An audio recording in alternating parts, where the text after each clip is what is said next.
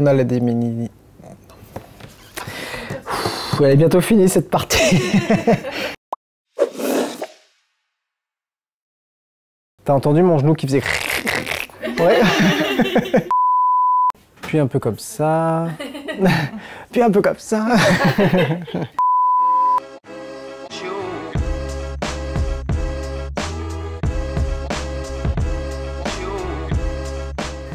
Du coup, je suis diplômé de l'école de kiné de Bordeaux en 2012.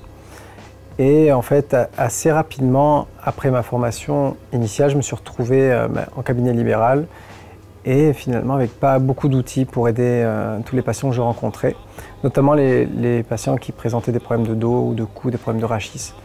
Donc à partir de là, je me suis beaucoup formé, vraiment beaucoup formé. Et notamment, j'ai entamé à ce moment-là un cursus long de thérapie manuelle orthopédique, selon le système canadien, qui maintenant s'est transformé en un programme de physiothérapie musculo-squelettique avancée, parce que voilà, c'est plus large que simplement de la thérapie manuelle.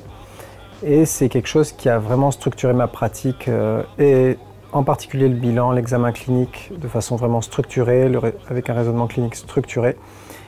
Et voilà, c'est dans ce cadre-là que j'ai découvert la neurodynamique et ça m'a tout de suite plu.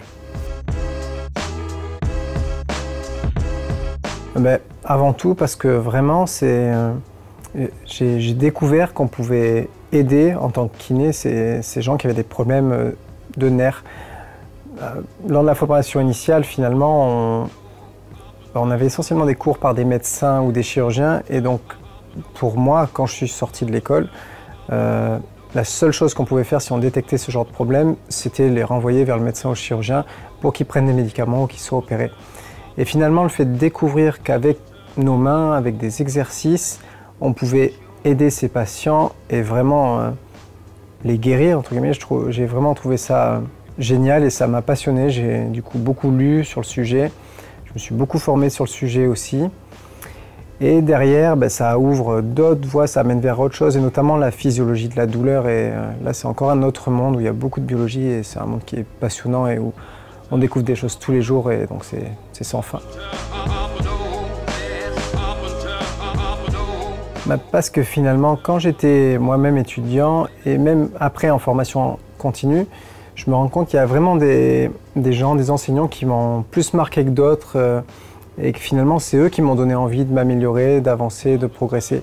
Donc si, à ma hauteur, je peux transmettre au moins un peu cette envie-là à d'autres personnes et du coup, à pousser les gens à se former plus, à essayer de progresser continuellement, ce serait déjà vraiment bien. Du coup, voilà, j'enseigne à l'école de kiné en formation initiale et puis maintenant, depuis peu, en formation continue. Donc, j'apprends moi aussi beaucoup finalement en enseignant, ça pousse à se remettre en question constamment, à évoluer constamment, donc c'est gagnant-gagnant finalement. Faut rien laisser au hasard finalement, parce qu'il y a toujours un étudiant qui va venir vous chercher en fait, donc il faut rien laisser au hasard, tout en restant finalement assez humble, parce qu'on ne peut pas tout connaître tout le temps, et voilà, donc c'est à la fois un exercice d'humilité, je trouve, et quelque chose de très stimulant pour progresser.